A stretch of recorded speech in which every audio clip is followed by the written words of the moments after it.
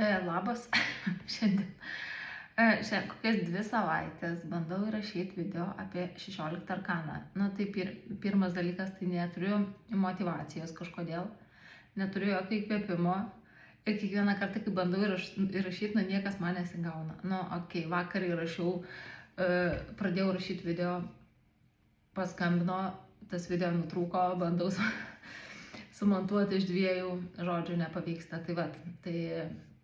Tai noriu pakalbėti apie 16 arkaną, kuris ir simbolizuoja visokias griūtis, neprisirišimus, žodžiu, neplanavimą ir visus kitus tokius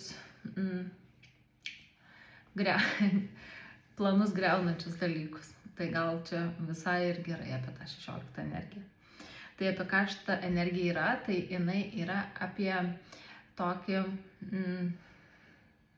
kaip čia pasakyti, karštą gyvenimą, gal netinka, nu žodžiu, tikrai nenuobodų gyvenimą, nes 16 energijos savininkus nuolat purto.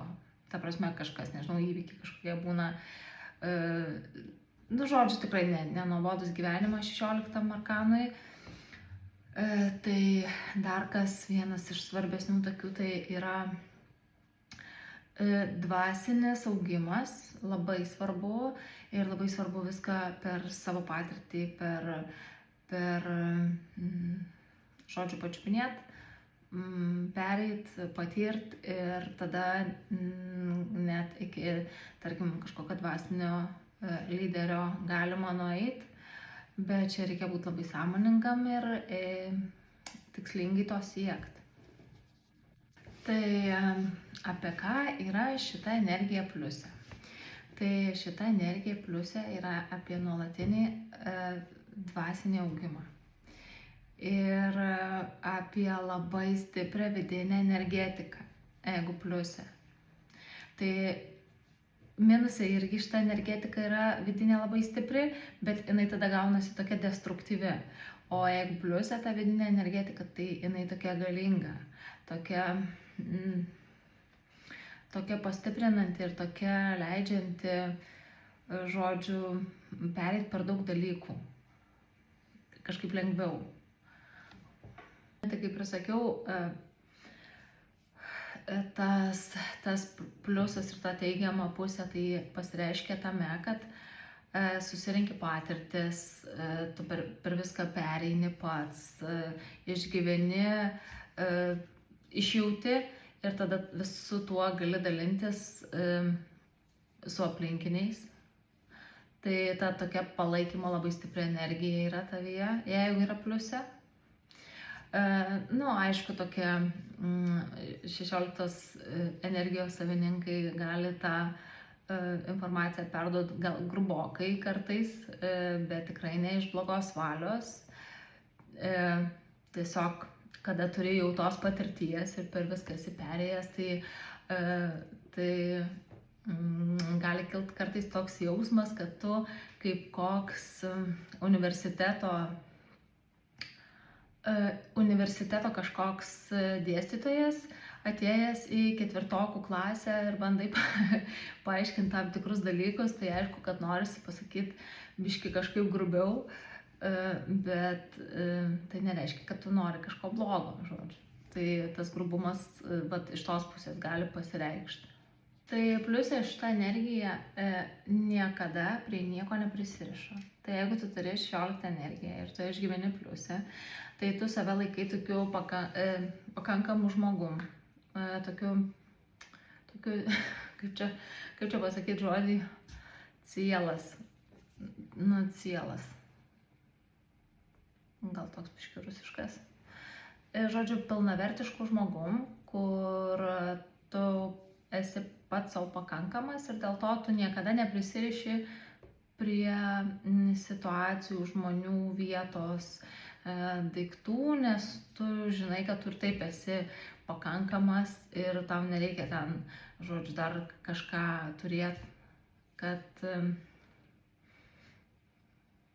būtų pilniau kažkaip.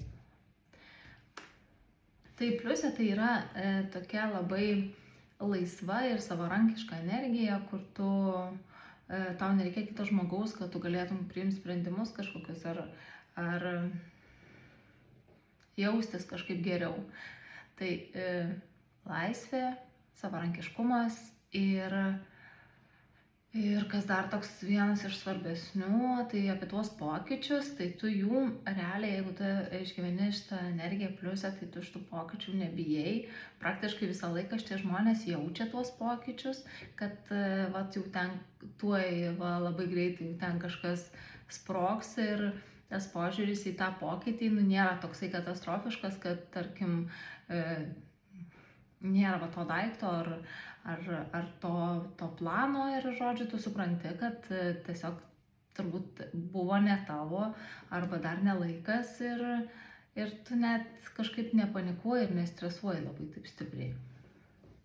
Ir kadangi 16 energija yra apie tą dvasinį augimą ir apie pokyčius ir apie nuolatinį savęs keitimą, tai jeigu tu matai, kad kažkas tavo aplinkoje griūva, tarkim, santykiai griūva arba, gerai, paimkim santykius. Jeigu santykiai griūva, tai gal natūralu, kad jeigu tu paleisi viską savieigai, tai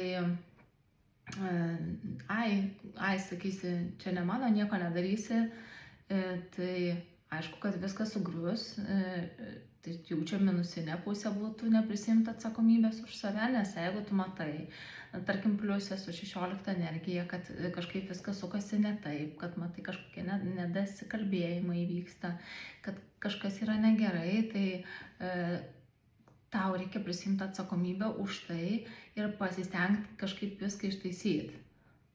Tai ar sėst kalbėtis, ar klaust, ar savy kažką vis persitvarkyti, kad visiems būtų gerai, nes šita energija yra apie nuolatinį pokytį. Ir gal ne taip kaip 13 energija, kuri yra tenai, tarkim, pasibaigia ir eik, bet čia labiau apie dvasinį augimą ir apie dvasinius pokyčius, apie tavo tą vidinę dvasinę transformaciją. Tai kad būtum ramus arba rami, kad padarai viską ir jeigu turi šitą energiją, tai kažkaip reikia ir su savim persidėliot ir pasistengti ir savyje paieškotos problemos, ne tik tai kitame ir aplinkybėse ir dar kažkur. Ir dar toks vienas svarbus momentas, kad su 16 energija niekada negali nustot augti ir tobulėti. Tai tarkim, jeigu tu ten sukūrei savo komandą, įsivažiavo tavo verslas ir tu sugalvojai kažkur pusmečiai išvažiuoti, tai tu vis tiek turi kažką daryti per tą pusmetį, tobulėti, kažkaip kažkokios informacijos ieškoti, gal kažkokių atnaujinimų arba kažko, kas pagerintų visą tą tavo užkurtą veiklą, nes tiesiog neįmanoma su 16 energija stovėti vietoj, nes pasaulis keičiasi ir tu turi eiti kartu su juo. Ir aišku, apie tą neprisirišimą, tai jeigu tu jau padarai viską toj situacijai, kur matai, kad ten viskas griūva, byra ir tu tikrai viską padarai, tarkim versle, ne? Jeigu tu matai, kad kažkas vyksta, ta prasme, nuolatiniai tikrinimai, ten, žodžiu, jau tave lesa, ten kapoja iš visų pusių ir jeigu tu matai, kad jau tikrai žinai, kad viską padarei, tai tada jau verta paleisti. Ta prasme, jau nelaikyti įsikabinus, nes apie tą bokšto energiją, apie tą griuvimą, tai čia gal pagrindinė esmė yra tame, kad tau reikia kiekvieną kartą, kai kažkas nepasiseka, kai kažkas subyra, sugriūva, tai tau reikia nenuleisti nosies, o eit toliau per tuos griuvėsius ir statyti kažką naują, tik tai jau su didesnė patirtim, nes mes kai kalbam apie dvasinį augimą, tai tiesiog su dabartinė patirtim, tau kažkas ten sugriuvo, pasibaigė, tai tu su dabartinė patirtim vėl bandai ir padarai dar geriau negu buvo. Ir svarbiausia neprisirišti. Svarbiausia, čia yra 16 energija. Žinutė neprisirišt. Nes atėjom čia vieni ir išeisim vieni. Tai gal reikėtų pasidžiaugti tiesiog šitą žaidimo aikštelę, tom dekoracijom, kurias mums duoda,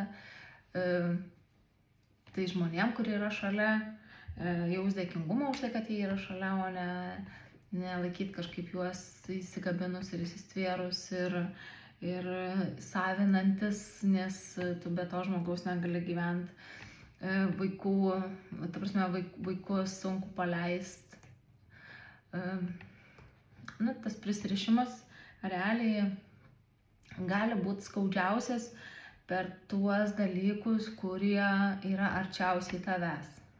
Tai arba tavo šeima, arba finansai, arba materialūs kažkokie dalykai.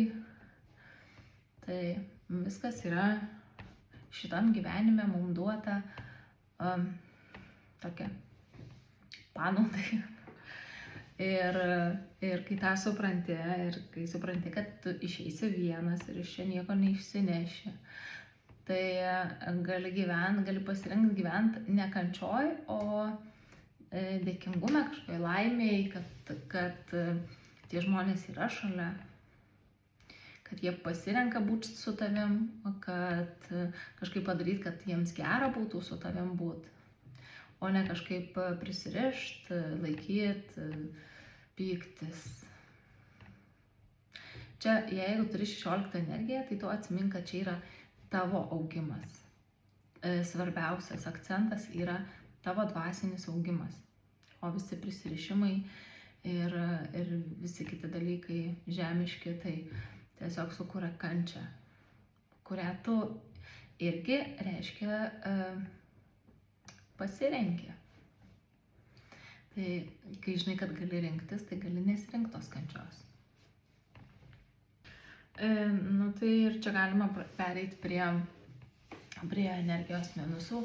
Tai jeigu labai stipria minusė, tarkim, karminė uodegoje 16 energija, tai labai, sakyčiau, labai daug net kažkokios vidinės agresijos, labai daug pykčio pa žmogų, labai daug pretenzijų gyvenimui. Atrodo, kad kuo labiau užspaudint, taip veikia visatos dėsniai. O kuo labiau užspaudžia, tuo labiau viskas griūva, žodžiu, terminai, kažkokie, žodžiu, tavo susikurti prisirišimai. Tai kur tu savo kuriesi kančią, tai tu ją dar labiau didini. Nes, tarkim, tu negali gyventi be to žmogaus, tau atrodo, ne. Tai, kad tau atrodo, kad jisai tau priklauso, tau atrodo, kad jisai turi su tavim būt, tau atrodo, kad kažkas kitas turi tau kažką padaryti, kažkas tau kažką privalo. Tai tie lūkesčiai ir pretenzijos gyvenimui sukuria kančią. Ir jeigu tu toj kančioj gyveni, tai yra tavo pasirinkimas, nes tu gali joje negyventi. Nes tu gali eiti tuo dvasiniu keliu, žingsnis po žingsnio pripažinti tuos dalykus, kad tau niekas šitam gyvenime nepriklauso.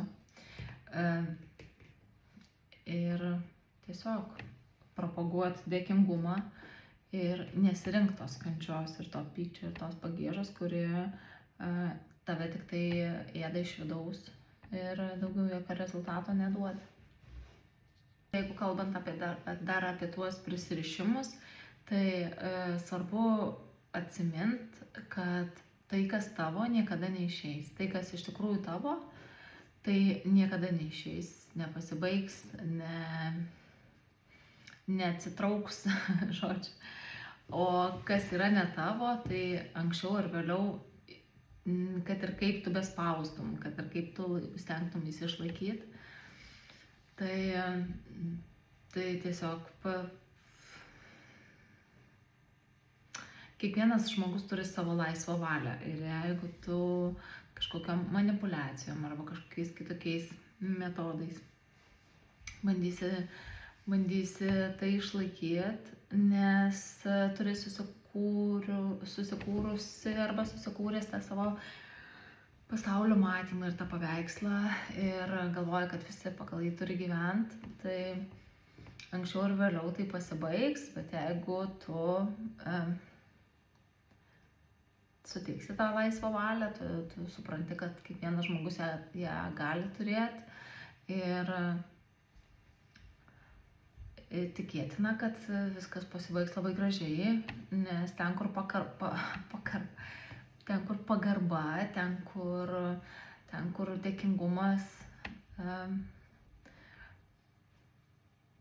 ten, kur tas neperspaudimas, tai ten tikėtina, kad ten, kur žmonės du nedūsta, tai tikėtina, kad gali peraugti kažkokią brandžią meilę. Tai jeigu kalbant apie santykius ir apie tą suspaudimą, dar noriu pasakyti, puikiai proga prie 16 energijos. Tarkim, aš manau, kad kiekvienas iš jūsų esat pajautę tą tokį dalyką, kad kuo labiau nori ir kuo tu labiau apie tai galvoji ir kuo tu labiau ten skaičiuoji, pergyveni, dėlioji ir planuoji, tai tiesiog tu kai užspaudi, perspaudi, kaip pavyzdį paimsiu, tarkim, planuoji turėti vaikų. Ir tu sugalvoji, kad tau reikia vaiką turėti metų bėgį, nes tu pasiskaičiuoji, nes tau ten, žodžiu, finansiškai visai geriau ir tu planuoji, o ten viršų juokiasi. Todėl, kad kada tu suspaudi,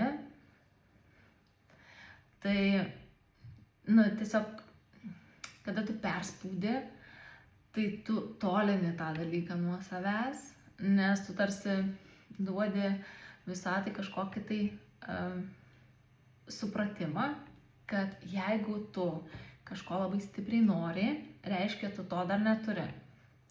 Dabar jau biškai išsiplėsiu, bet žodžiu,